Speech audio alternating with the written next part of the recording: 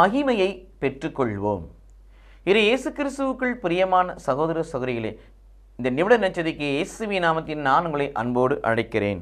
மகிமையை பெற்றுக்கொள்வோம், அல்லது வேறு மொழி பதம் மாட்சிமையை பெற்றுக்கொள்வோம். இந்த உலகத்தில் கிறிஸ்துவுக்குள் திருமுழுக்கு பெற்ற நாம், கிறிஸ்துவனுடைய சரீரத்தையும் இரத்தத்தையும் உணவாக பானமாக உட்கொண்ட நாம், கிறிஸ்துவின் ஆலயமாக இருக்கிற நாம், கிறிஸ்துவின் ஆவியானவரை கொடிக்கொள்ள செய்கிற நாம், நடமாடும் ஆலயமாக நற்கரணை பேழையாக இருக்கிற நாம் எப்படிப்பட்டவர்களாக இருக்க வேண்டும்?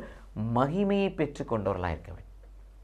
யோவான் நற்செய்தி 17ஆம் அதிகாரம் 21, 22 வாசிக்கிறோம். தந்தாய், நீர் என்னுள்ளும் நான் உம்முள்ளும் ஒன்றாயிருப்பது போல அவர்களும் நம்மளும் ஒன்றாயிருக்கும்படி நீர் எனக்கு கொடுத்த மகிமையை நான் அவர்களுக்கு கொடுத்தேன்.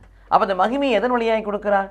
2 தெசலோனிக்கர் 2ஆம் அதிகாரம் 14 வாசிக்கிறோம். இயேசு கிறிஸ்துவின் மகிமையை பெற்றுக்கொள்ளும்படி நாம் அனைவரும் நற்செய்தியின் வழியாக அழைக்கப்பட்டிருக்கிறோம். நற்செய்தியை பார்க்க, படிக்க, கேட்க, தியானிக்க கீழ்ப்படுகிற பிள்ளைகளாக இருக்கின்ற பொழுது இயேசு கிறிஸ்துவின் மகிமையை நாம் பெற்றுக்கொள்ள முடியும்.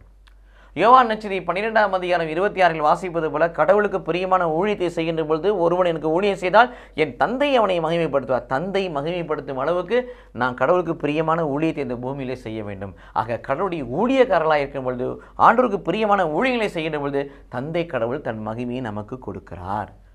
பாருக் 5ஆம் அதிகாரம் 1, 2 வாசிக்கிறோம். நம்மை படைத்த கடவுள் எல்லாம் வல்லவர், எல்லாம் நிறைந்தவர், அவரால் கூடாத காரியம் ஒன்றுமில்லை. அப்படி இருக்க நமக்கு இருக்கத்தக்கதான துக்க ஆடைகளையும் துயர கோணங்களையும் தூர எறிந்துடணும்.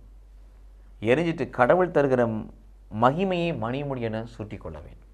அப்போ துயரமோடு துக்கத்தோடு வேதனையோடு கலாமோடு வாழ்வது கடவுள் விருப்பம் இல்லை.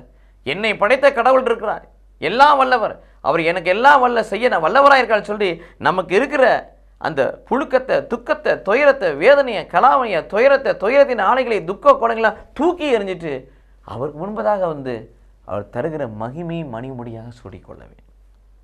இது இயேசு கிறிஸ்துவுக்குள் பிரியமல்ல. தூக்கி எறிகின்ற பொழுது, வேண்டாதவற்றை களைகின்ற பொழுது தான் அந்த மகிமை நமக்கு வருகிறது. ஆக இத்தகைய வழியில் கடவுள் அருகிற மகிமையை பெற்றுக்கொள்வோம். மாட்சிமை மிக்கவர்களாய் நினைத்திருப்போம். கடவுள் நம்மை ஆசீர்வதிப்பாராக. ஆமென்.